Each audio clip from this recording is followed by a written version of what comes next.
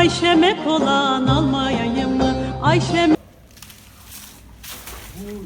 Bu süpürgenin ilk aşaması. Yani bu ıslanmadan kütürde konmaz. Ama köylüden bu ıslak olarak alınmaz. Kuru olarak alınır. Ama biz bunu mecbur ıslaklar başka türlü şey etmiyor. Açmıyor yani.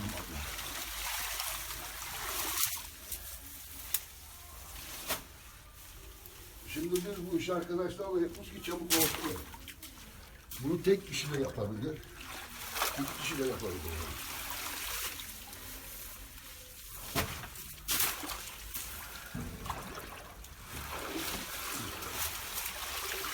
Şimdi bunları fırına koyduktan sonra kükürt yapacağız. Bak, kükürt yakmadan.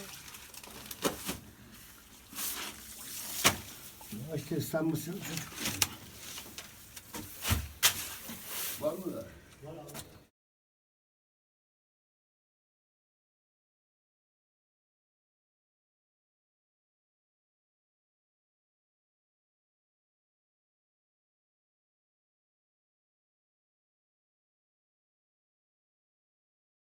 Şu an bunu kurut gibi dahaki fırını yakarken şu an bunun üstündekilerin de fırını yakmak için. Başka türlü kükürtü yakamayın.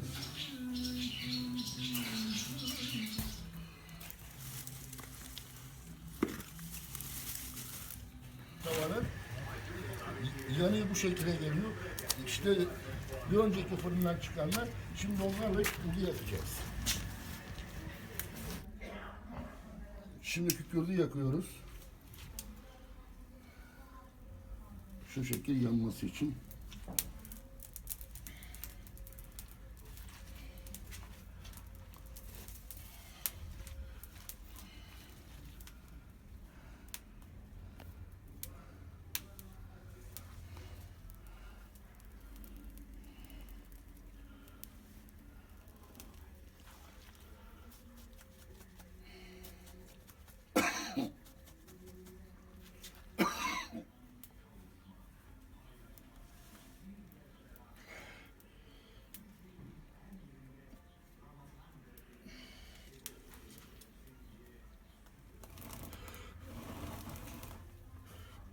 Şimdi fırına koyuyoruz.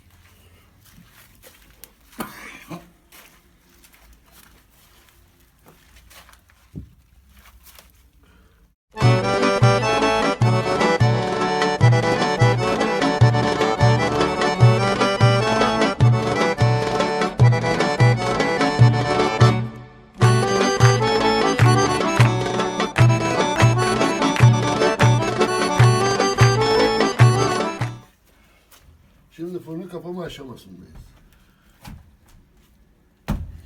Bu kadar.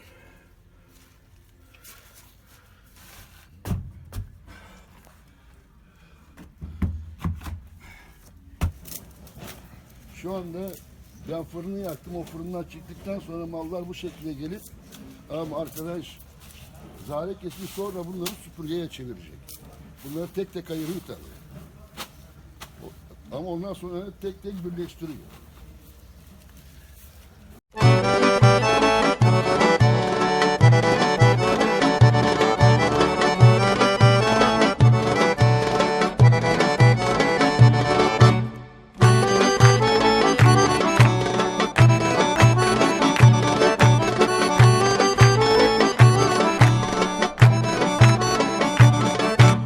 Gidin sorun babasına, gidin sorun.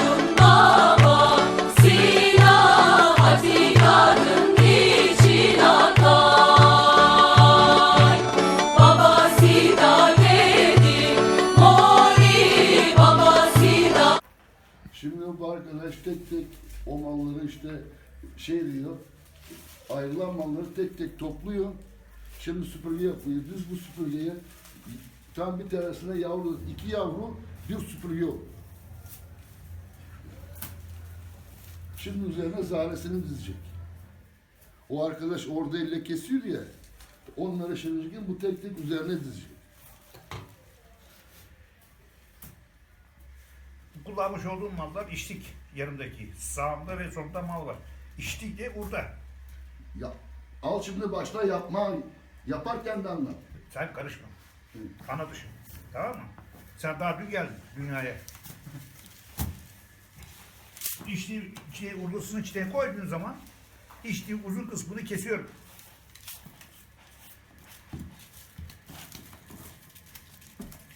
Ve yerdeki olmuş olduğu saplar var. Sapları topluyorum. Düzenli bir şekilde şu içtiğin orta kısmına koyuyorum.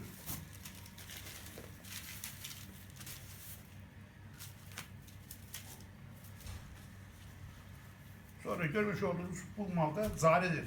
Yani içtiği malı kapama oluyor. Uçtan bağlıyorum. Niçin? Dağılmasın diye. Saplar dökülmesin. Koymuş olduğum mal böyle düzenli dursun diye. Sonra bu 2 tane yavru olduktan sonra çatıyorum bunları birbirine. Bu oturmuş olduğum tezgaha bağlama için. Özellikle yanlardan zincirli, kancayla geçmeli. Bu kullanmış olduğum ot tepesidir.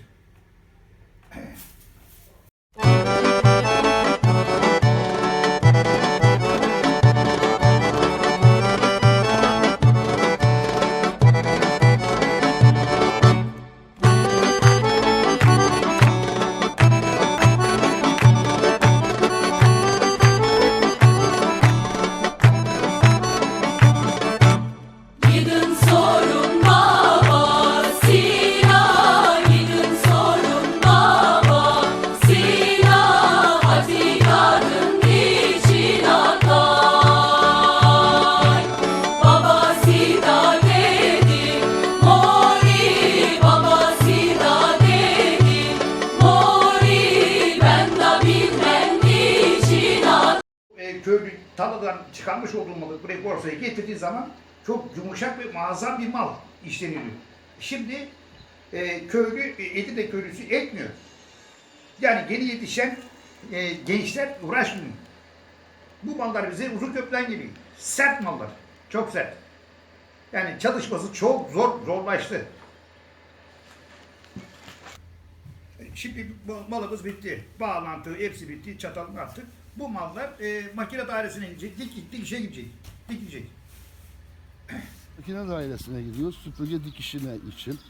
Ama şimdi arkadaş burada dışarıda oturuyor.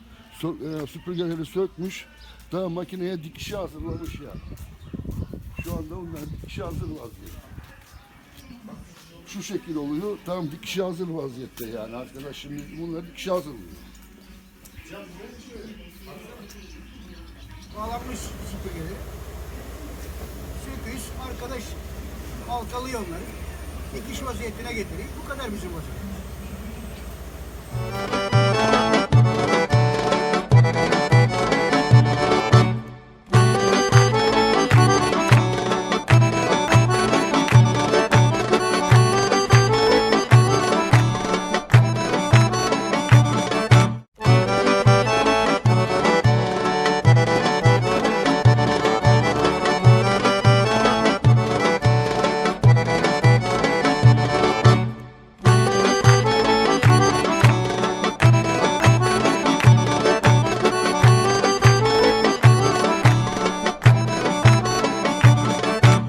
Gidin sorun babasına, gidin sorun babasına, hadi yarın için atay.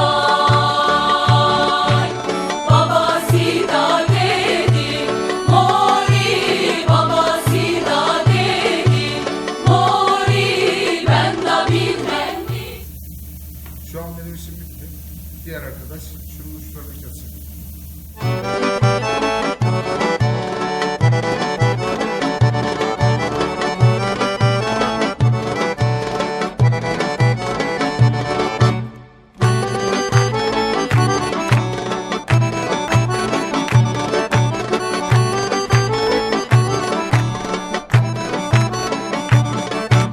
Gidin sorun baba. Alındıktan sonra kesiliyor. Kesildikten sonra da onluk bir paket oluyor.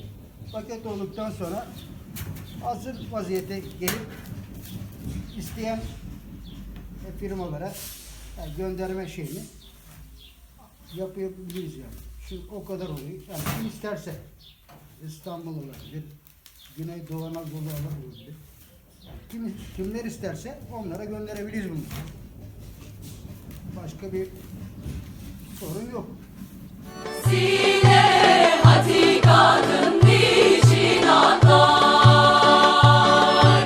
Annesi da dedi, mori annesi da dedi. Süpürgecilik mesleği Orta Avrupa'da Yahudiler tarafından Türkiye'ye getirilmiştir.